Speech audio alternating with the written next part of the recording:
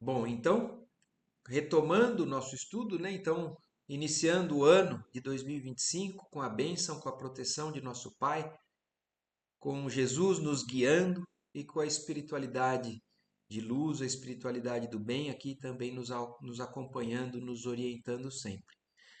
Nós, no ano passado, no final do ano passado, terminamos o capítulo sexto do livro No Mundo Maior, que era o capítulo Amparo Fraternal. Vou só dar uma relembrada para que a gente não perca o fio da meada, né, depois de 3 semanas. Mas o capítulo sexto foi aquele capítulo onde o Calderaro e o André Luiz foram auxiliar no desencarne de uma senhora que se chamava Cândida e que tinha a preocupação com uma filha que se chamava Julieta.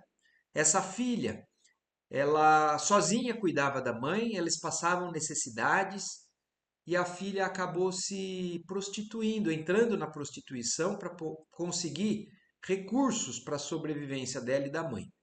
É uma escolha que a gente não pode julgar, mas aqui no livro mostra as consequências negativas dessa escolha, né, moral dela.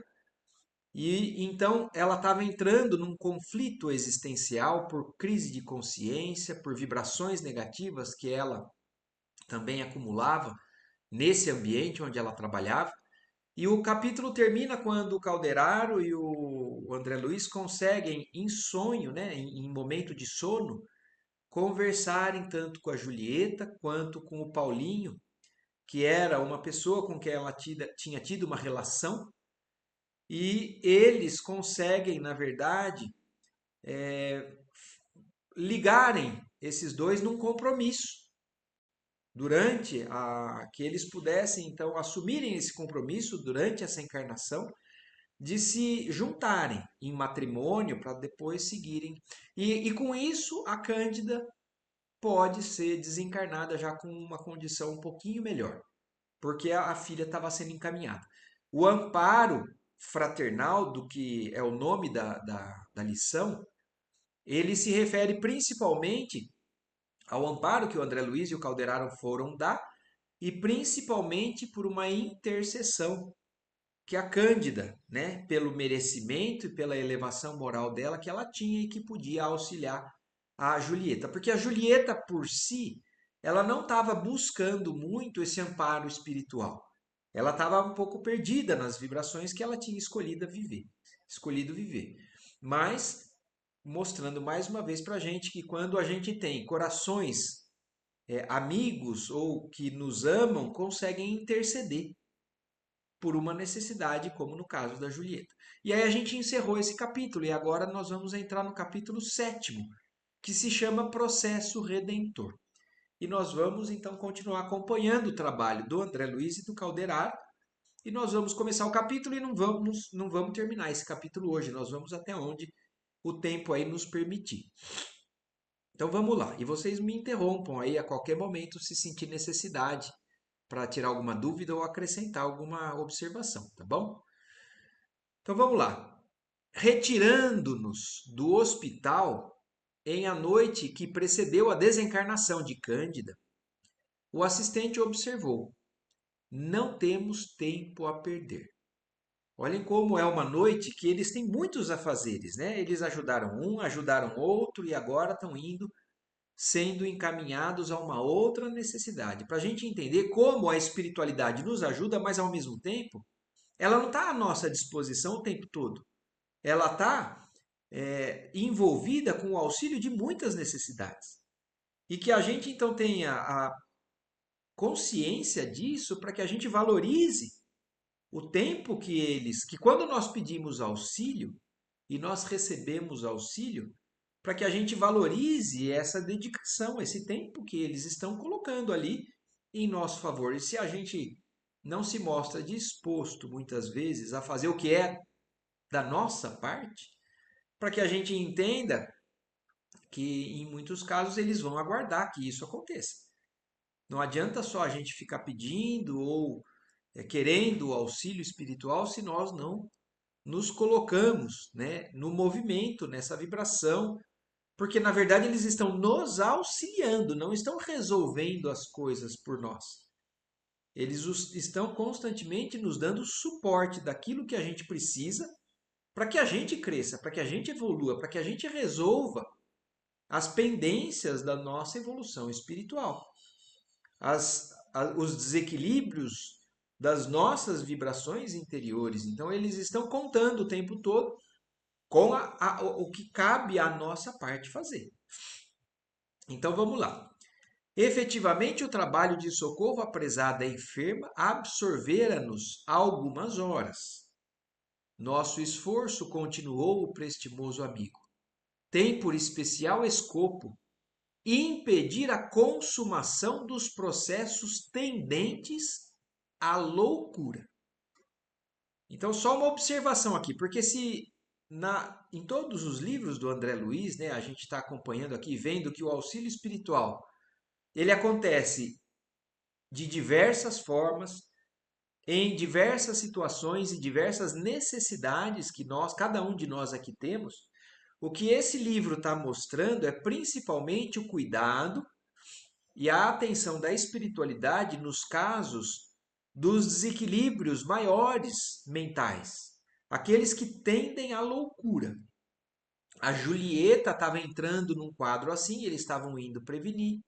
Naquele quadro, naquelas lições anteriores que falava daquele quadro obsessivo, daquele espírito que fazia 20 anos, se eu não me engano, que estava perseguindo aquele que tinha matado ele. Então, são quadros que tendem à loucura. E nós estamos estudando, acompanhando o que esse livro, No Mundo Maior, nos conta, que são principalmente a atenção da espiritualidade nesses casos. Então, esse grupo atendia nesse sentido.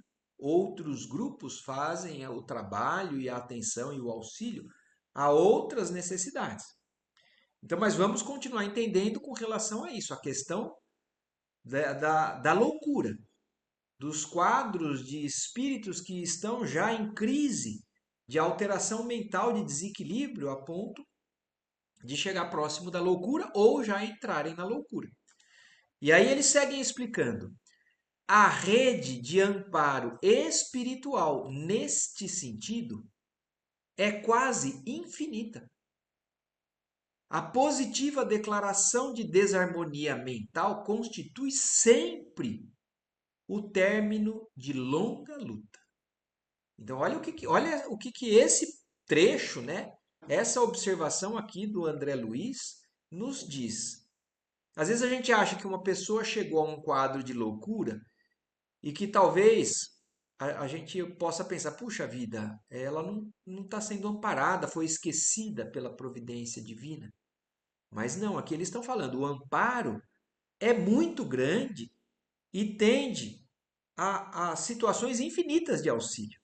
Mas quando eles falam a positiva declaração de desarmonia mental, constitui sempre o término de longa luta. Quer dizer, um espírito só chega a esse termo depois de uma longa luta por parte dos amigos espirituais, e que isso, então, muito provavelmente é, inclusive, um quadro onde aquele espírito invigilante e ainda às vezes tendencioso a escolhas erradas, por muito tempo perseverou naquilo. E aí até chegar no quadro de graves consequências, mas nunca, então entendamos isso, que nunca aconteceu a falta de amparo de maneira longa por parte da espiritualidade, de maneira assim muito extenuante. Claro está que não incluímos aqui os casos puramente fisiológicos, mormente em se tratando de invasão da sífilis na matéria cerebral. Então, o que eles estão falando? Eles estão se reportando aos casos da doença mental que foi levada por uma escolha, por uma sucessão de escolhas daquele espírito. E não um caso puramente orgânico. Um caso de uma doença, como na época a sífilis, alcançava a matéria cerebral e causava uma demência. Então aí a gente sabe, entende que existem outras causas, outras razões para aquele espírito estar passando por aquilo. E que pela reencarnação, pela lei da ação e reação de ações e encarnações passadas, a gente sabe que existe a justificativa, a resposta para aquele espírito estar passando por aquilo. Mas, na maioria dos casos, a demência, a loucura chega porque aquele espírito foi fazendo escolhas erradas, tendo oportunidades, tendo auxílio, persistindo em escolhas erradas e entrando num quadro onde ele se perde, né? Desequilibra mentalmente a ponto, a chegar a esse ponto. Reportamo-nos aos dramas íntimos da personalidade prisioneira da introversão, do desequilíbrio, dos fenômenos de involução, das tragédias passionais, episódios esses que deflagram no mundo aos milhares por semana. Então, quem lida, né, com a área, né, da medicina, da psiquiatria, da psicologia, as psicoterapias, sabe mais, lida mais diretamente com quadros que a gente vê que são todas essas causas que aqui o André Luiz relaciona que levam o espírito a chegar nesse ponto. E às vezes a gente então pode pensar, puxa vida, então que azar, né? Ou que infelicidade que ele chegou assim. Não, foram sucessivas escolhas erradas que levaram aí ao afastamento por completo das leis divinas e por isso um desequilíbrio tão grande. Nas esferas imediatas à luta do homem vulgar, onde nos achamos presentemente, são inúmeras as organizações socorristas dessa natureza. No mundo espiritual ali, né, onde eles estavam, então existem inúmeros grupos de socorro para casos assim. É imprescindível amparar a mente humana na crosta planetária em seus deslocamentos naturais. A vasta escola terrestre exige incessante e complexa colaboração espiritual. Indubitavelmente, a divina sabedoria não se descuidou da programação prévia de serviço neste particular. Se encarregou a ciência de superintender o desdobramento harmonioso dos fenômenos pertinentes à zona física, se incumbiu a filosofia de acompanhar essa mesma ciência, enriquecendo-lhe os valores intelectuais, e confiou à religião a tarefa de velar pelo desenvolvimento da alma, propiciando-lhe abençoadas luzes para a jornada de ascensão. Então, olha que interessante isso que está sendo dito aqui, ó. A sabedoria divina, preocupada e ciente da gravidade desse assunto, já vem cuidando disso mesmo, não só no mundo espiritual, mas aqui, na Terra.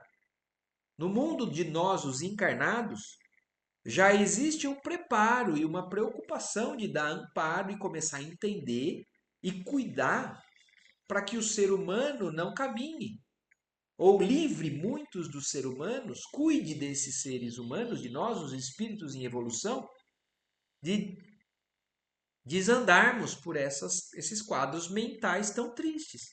E ele fala, a ciência tem evoluído e estudado nesse sentido. A filosofia tem refletido e inúmeros que passaram por aqui estão também lutando e pensando para poder ajudar nesse sentido. E a religião. A religião também, a ciência, a filosofia e a religião, como uma trilogia que ainda, infelizmente, no momento em que a humanidade ainda vive, ela ainda, esses três ramos, né, dos cuidados que nós temos, ainda se desentendem, ou ainda não se convergeram tanto, mas no Espiritismo isso é dito, que isso é nessa fase inicial.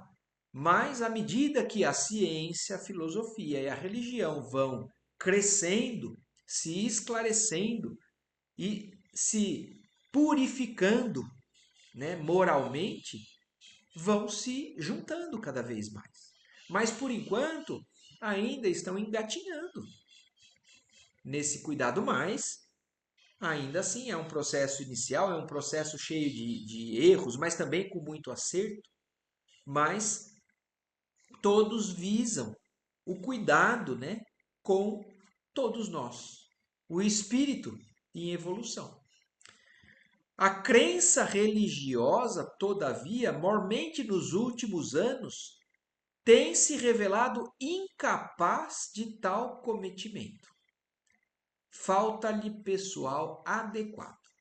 Então, vamos lembrar do seguinte, né? A gente estava, quando o André Luiz veio por intermédio do Chico falar, contar sobre isso tudo, e séculos antes disso, né, estavam acontecendo os abusos que as religiões estavam fazendo, né, por inúmeras razões, né?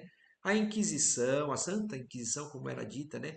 E uma série de maneiras equivocadas de lidarem com a, a alma humana. Então, se a religião deveria ser de grande auxílio nessa época, eles falam, ainda ela tem se revelado incapaz. E eu não estou falando que hoje já se encontra capaz.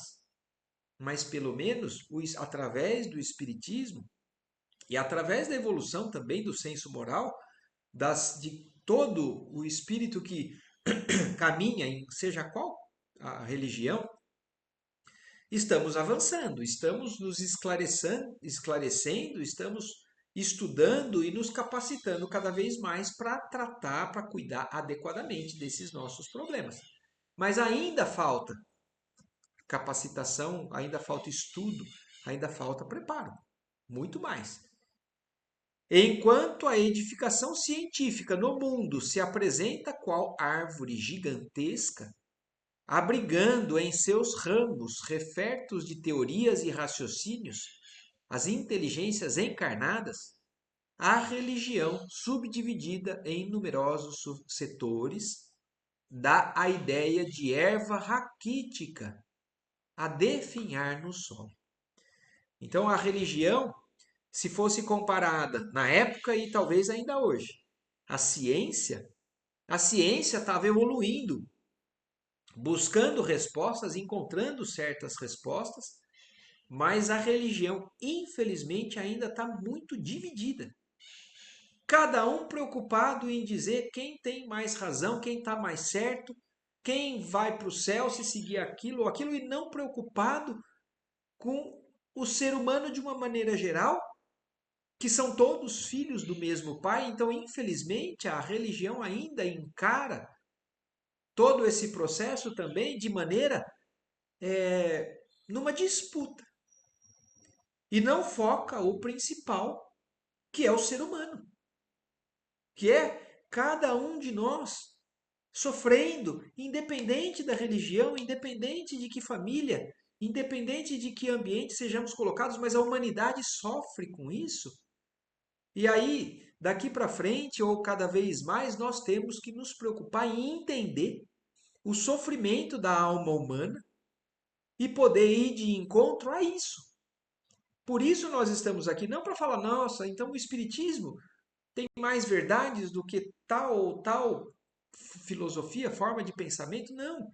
Nós estamos aqui buscando esclarecimento, buscando conhecimento, não para disputar com ninguém, mas para poder ajudar a quem a gente tenha a chance, né? A oportunidade ou a responsabilidade, porque nós temos almas ao nosso redor que já são da nossa responsabilidade conviver. E nós temos almas que cruzam o nosso caminho, que nós temos a oportunidade de auxiliar. Então nós estamos todos aqui nos capacitando, buscando isso para que a gente possa ajudar, mas acima de ajudar ao próximo, não porque ele seja menos importante, mas porque nós temos que identificar que nós somos ainda doentes. Nós somos ainda muito imperfeitos com relação à maneira de entender, de encarar um monte de coisa. Então nós temos que entender, aprender tudo isso, primeiro para aplicar a nós mesmos, para que nós possamos, em condições melhores, auxiliarmos também, conseguimos auxiliar outras almas que nós temos essa possibilidade. O amor divino, porém, não ignora os obstáculos que assoberbam os círculos da fé. Se a investigação do conhecimento basta o valor intelectual, conhecimento basta o valor intelectual, o problema religioso demanda altas possibilidades de sentimento. Então, aqui, uma chamada de atenção para nós, né? Para que a gente entenda que realmente não é tão simples assim. Porque para a gente entender algo, basta o exercício do raciocínio. E isso a ciência nos ajuda cada vez mais. Mas para que a gente possa progredir espiritualmente no âmbito religioso, a gente tem que, além de entender, a gente tem que trabalhar o nosso sentimento. A gente tem que evoluir em sentimento. Evoluir na maneira que nós reagimos com relação ao que nós fazemos, ao que os outros fazem. E então é nesse setor, né, no crescimento moral ou na evolução de vibração em sentimento, é que nós vamos progredir, entendendo, né, e crescendo espiritualmente. A primeira requer observação e persistência. Então está falando na questão do estudo, na questão da ciência, é mais simples, requer observação e persistência. A gente observa, analisa, lê, decora ou entende, raciocina e aquilo passa a fazer parte do nosso cabedal científico. Mas o segundo, todavia, implica vocação para a renúncia. Tem muita coisa escrita nesse trecho aqui que eu acho que vale a pena a gente gravar e levar para a vida adiante, né? Porque muitas vezes, apesar de entender tudo isso, a gente ainda não entrou no espírito de renúncia. E os grandes espíritos mostraram isso para a gente.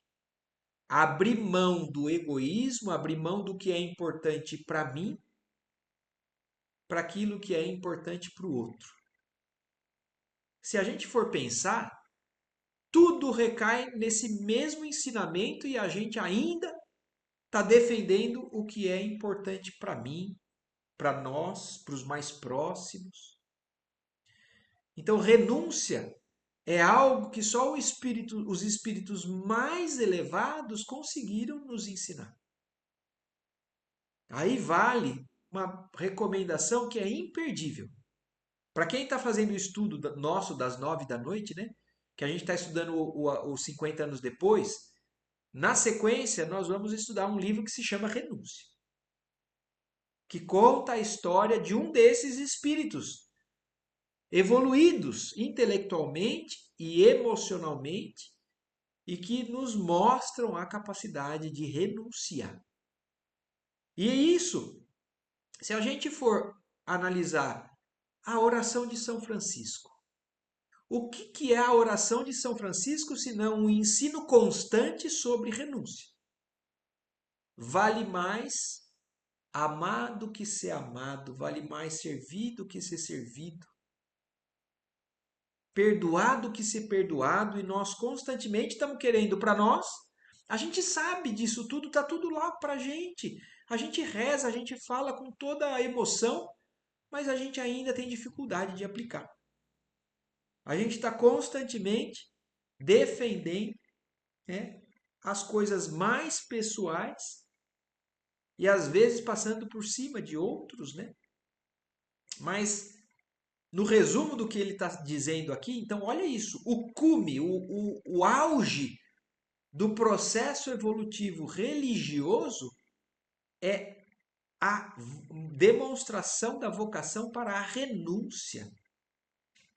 Então esses espíritos, Chico Xavier, Madre Teresa de Calcutá, Irmã Dulce, Gandhi, renunciaram a tudo o que fosse de conforto, de realizações pessoais, constantemente pelos outros. Ah, isso é importante para mim. Ah, eu quero isso. Ah, eu preciso disso. E aí eu deixo de fazer aquilo que a espiritualidade espera. E é na renúncia que a gente vai encontrar o auge de tudo aquilo que nós estamos. E eu vou falar mais uma coisa que agora me vem em mente. Olhem como Deus é perfeito, né? Porque no nosso egoísmo, nós somos todos espíritos egoístas. Nós o tempo todo estamos nos preocupando com a gente. E qual é o esquema que Deus montou para que um deles, né, para que a gente começasse a entender essa questão da renúncia? Cada um de nós entra aqui na Terra através da união entre duas pessoas que abrem mão de coisas mais pessoais, começam a aprender a abrir mão de certas tendências egoístas pelo companheiro. E aí, quando nasce um filho, a gente começa a entender o que, que é renunciar àquilo, o que eu gostaria de fazer, para começar a fazer pelo outro, pelo filho, por aquele que eu começo a amar de maneira incondicional e me mostra que realmente, nesse molde que Deus nos colocou, vale mais a pena renunciar a certas coisas pessoais pelo amor dos nossos filhos. Só que isso é o primeiro estágio do que a gente está aqui para aprender, né? Qual que é a evolução disso? A gente um dia estender esse amor que a gente começa a ter pelos filhos, pelos familiares, à humanidade inteira. E é exatamente o que Jesus fala, né? Quando ele nos ensina, quando falam para ele, sua mãe e seus irmãos estão aqui. Ele questiona, quem são meus irmãos? Quem é minha mãe, se não esses que eu estou atendendo? Ô Estela, pode falar. Eu sou um exemplo, só não tenho filho, Ah, não é verdade?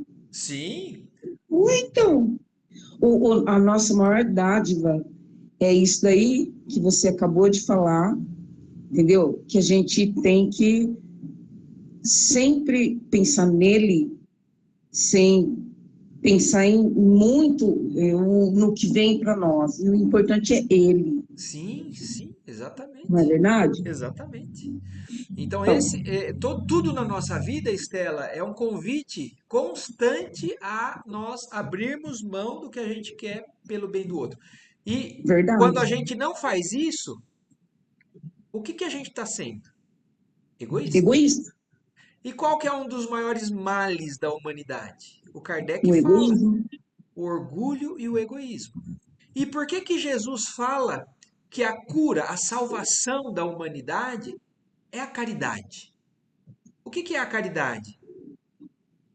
Fazer pelo outro. Se preocupar com o bem-estar do outro, independente do meu bem-estar. E a gente está engatinhando nisso também ainda, porque muitas vezes a gente ajuda o outro, mas desde que não interfira naquilo que é o meu bem-estar ou a minha zona de conforto. Eu tô na fralda ainda, hein? Nós todos estamos na fraude.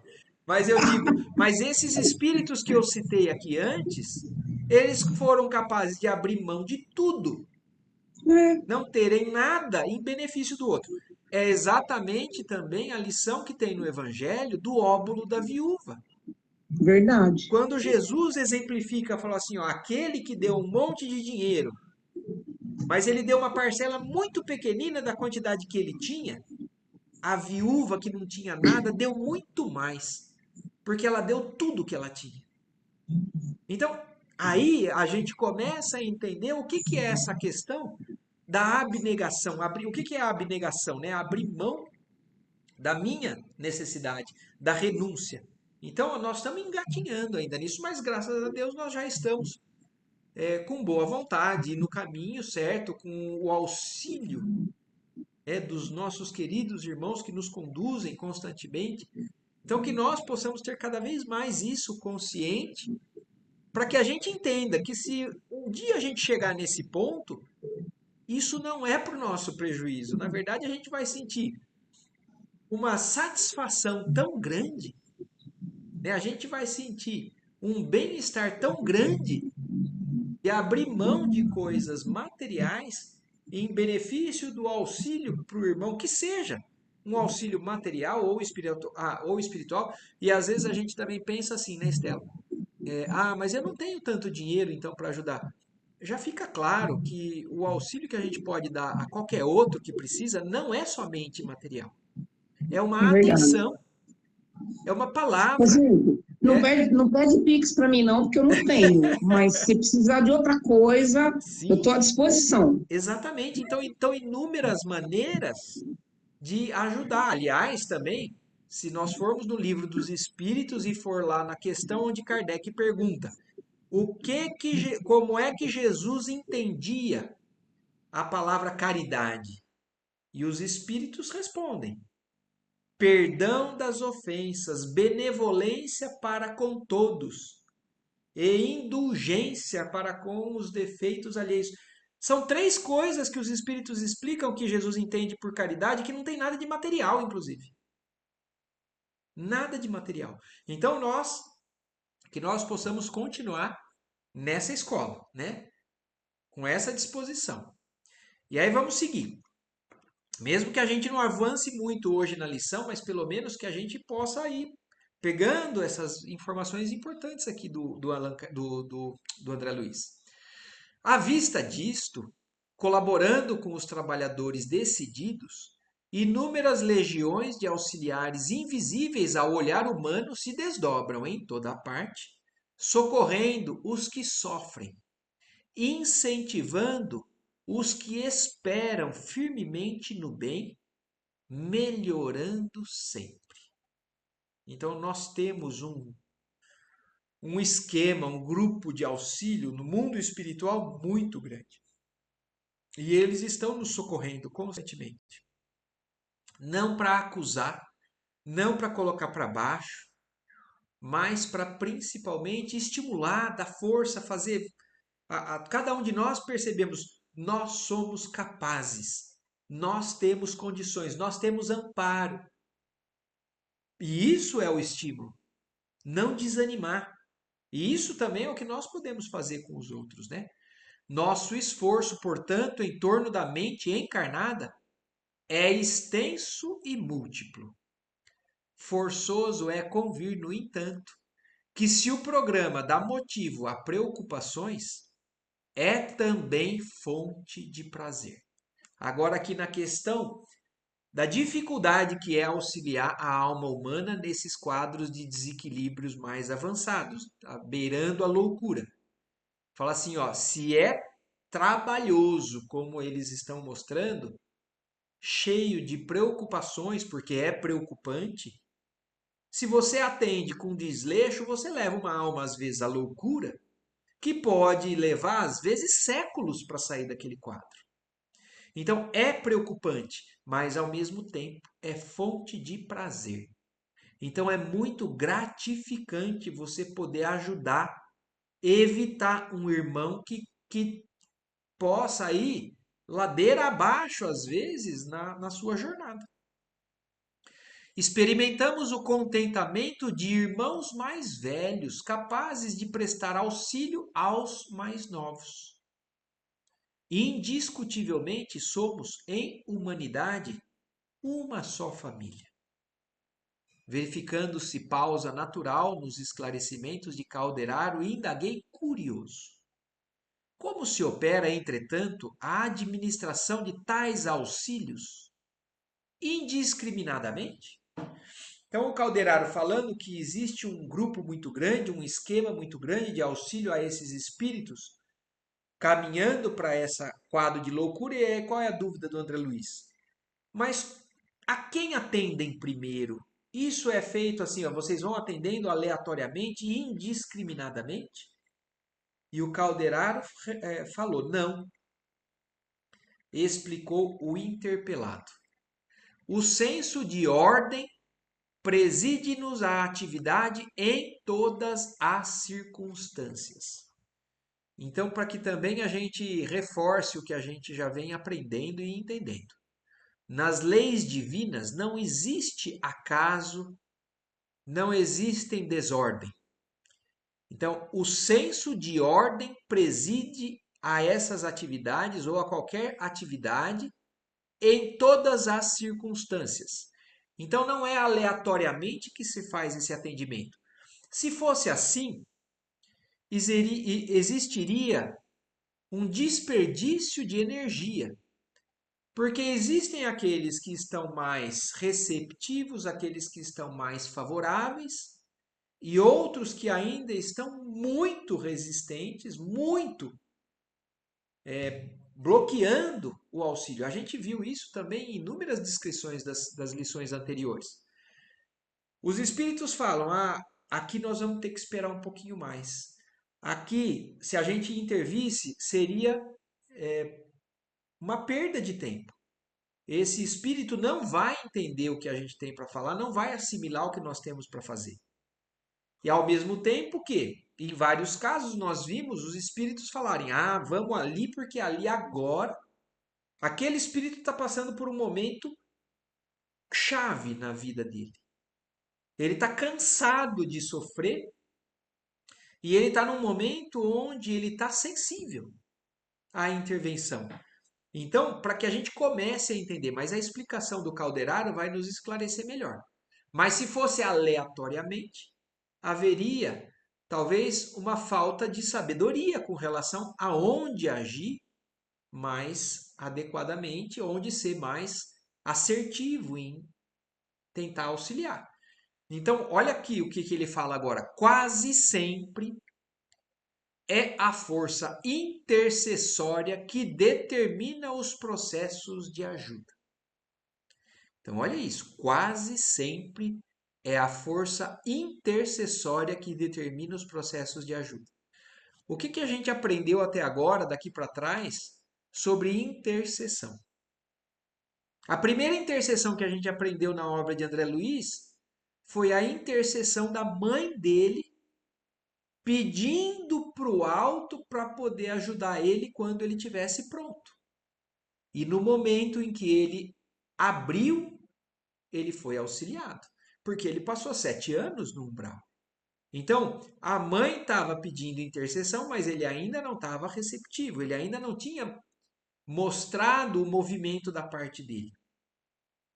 Então, quase sempre a força intercessória.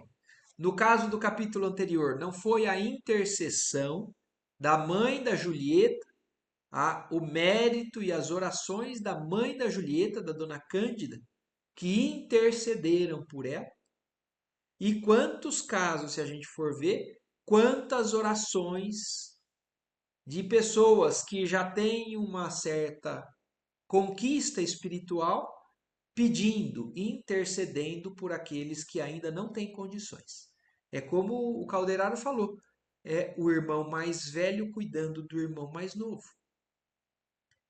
A prece, olha aqui, ele segue falando, a prece representada pelo desejo não manifestado, agora ele vai falar, porque a gente também sabe qual é a maneira que a gente tem de pedir a intercessão para nós mesmos ou para outras pessoas.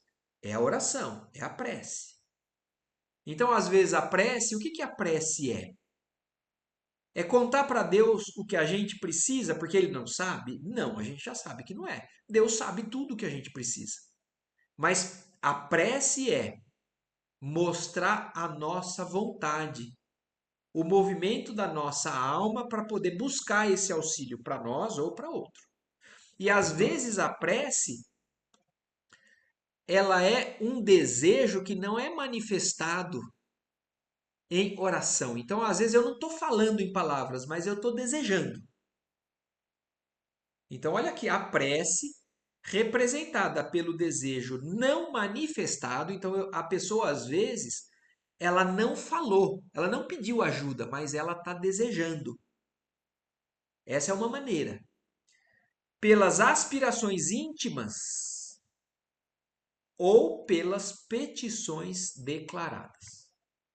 Então, tem várias maneiras, várias necessidades de nós, os espíritos em evolução, de pedirmos ou necessitarmos ajuda. Uma é porque a gente está precisando. E às vezes nós não estamos fazendo o movimento, mas outra pessoa pode estar fazendo o movimento por mim. É o exemplo da Julieta. Mas em outros casos existem aspirações íntimas.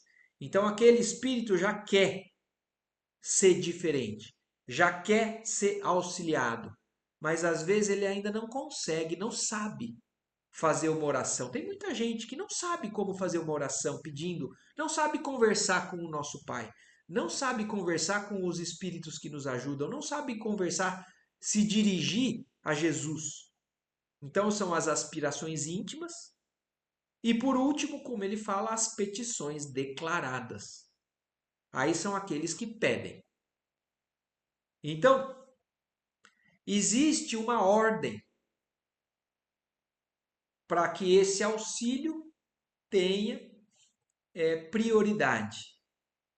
Então, existem níveis de consciência e de entrega a Deus, a providência divina. E todas essas, então, solicitações, essas intercessões, provenientes da zona superior ou surgida do fundo vale. Então, olha aqui mais um detalhe importante. Nós não vamos seguir muito, não. Eu não sei se está complicado ou se está dando para entender. Mas eles estão explicando. Então, o desejo do espírito que está sofrendo, ou a necessidade do espírito que está sofrendo, ou o desejo daquele espírito de socorrer alguém que necessita. E esse pedido pode vir de zonas superiores, mas não só. Esse pedido pode vir das zonas inferiores, do fundo do vale, onde se agitam as paixões humanas, é a rigor o ascendente de nossas atividades. Então, são as orações por nós ou por terceiros, por pessoas que nos amam, que vigiam por nós, que pedem a intercessão que fazem com que esses grupos se desloquem em auxílio de determinada pessoa. Por isso a importância de nós nos concentrarmos constantemente e pedir em oração a tudo que a gente pede constantemente. E é porque às vezes a resposta não vem da maneira que a gente imagina, que a gente não pode pensar que a gente não está sendo ouvido. Mas é que a gente, às vezes a gente não sabe pedir adequadamente, a gente não sabe pedir com proveito, como também diz no Evangelho. Muitas vezes nós pedimos o que a nossa ignorância ou ainda o nosso egoísmo quer. Mas a espiritualidade entende também os nossos limites, mas eles intercedem. Se nós estamos pedindo socorro, mesmo que a gente está pedindo socorro da maneira errada, eles vêm ao nosso encontro, mas às vezes não dão o que a gente pede. Porque às vezes o que a gente pede não é o que é melhor para nós, ou não é o que é melhor para aquele espírito. Então tudo isso a gente tem que considerar, mas reforçando o quanto é importante o nosso momento de concentração, de elevação de pensamento e de busca desse auxílio. Dispunha-me a formular certa pergunta, oriunda de velhas concepções do separatismo religioso. Então, aí, quando o Calderaro explicou isso para o André Luiz surgiu alguma dúvida. Ele falou: puxa vida, mas ele começou a pensar, né? Nessa questão das divisões das religiões. Então, às vezes, aquele espírito está pedindo auxílio para alguém que é da religião dele. Mas quem está auxiliando do lado de lá, a qual religião que ele vai atender primeiro? Ou existe alguma religião que seja mais importante? Então, quando André Luiz começa a pensar sobre isso, Calderaro, percebendo-me a ponderação prestes a exprimir-se, acrescentou calmo. Não aludimos aqui a orações ou aspirações de correntes idealísticas determinadas. O dístico não interessa. Então, não importa se é dessa ou daquela religião. É pedido de um ser humano em sofrimento? Não importa se aquele irmão é um ateu até. Mas no momento de desespero, ele está recorrendo a forças que ele desconhece. Não importa se é budista, se é evangélico, se é católico, se é espírita, se é Seixonoye, seja lá o que for. Não tem relação com a qual religião aquele espírito está filiado. Porque algumas pessoas podem pensar: ah, se você não tiver naquela religião, você não vai ser ouvido. Por parte do auxílio do lado de lá, a gente já sabe que não existe isso. Colaboramos com o espírito. Opa, perdão, que eu saí do. Colaboramos com o Espírito Eterno em sua ascensão à zona divina, aduzindo novas forças ao bem, onde ele se encontre, independente de fórmulas dogmáticas ou não, com que ele se manifeste nos círculos humanos. Então, para a espiritualidade não existe diferença. Nosso problema não é de favoritismo, senão de espiritualidade superior, mercê da união dos valores substanciais em favor da vida melhor. Então aqui fica bem claro e aqui encerra essa primeira parte, né, desse capítulo. E por hoje nós vamos parar por aqui, porque daí aqui entra já numa outra parte aqui do capítulo, que fala justamente quando eles então começam a chegar no local onde eles iriam estender o auxílio.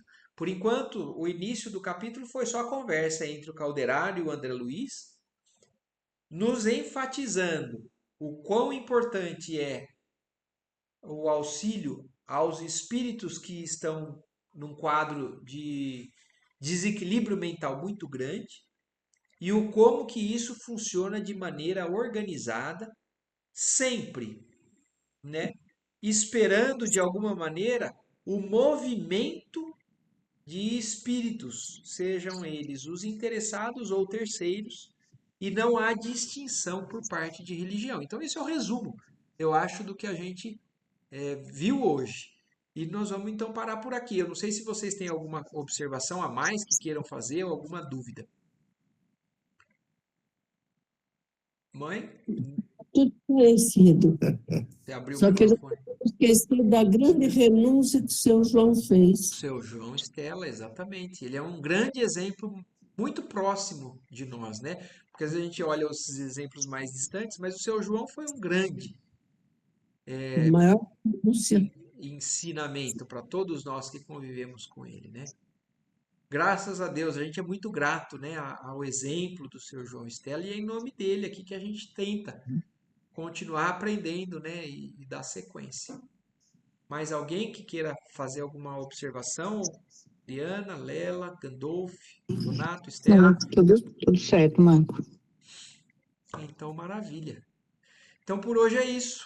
Agradecemos mais uma vez a Deus pela oportunidade, que Deus nos abençoe nessa nova jornada que se inicia em 2025, que a gente tenha um ano de muito aprendizado, de muita transformação para todos nós. Que Deus nos ajude. Que Boa assim noite, seja. boa semana para todos. Boa noite, boa semana. Tchau, tchau.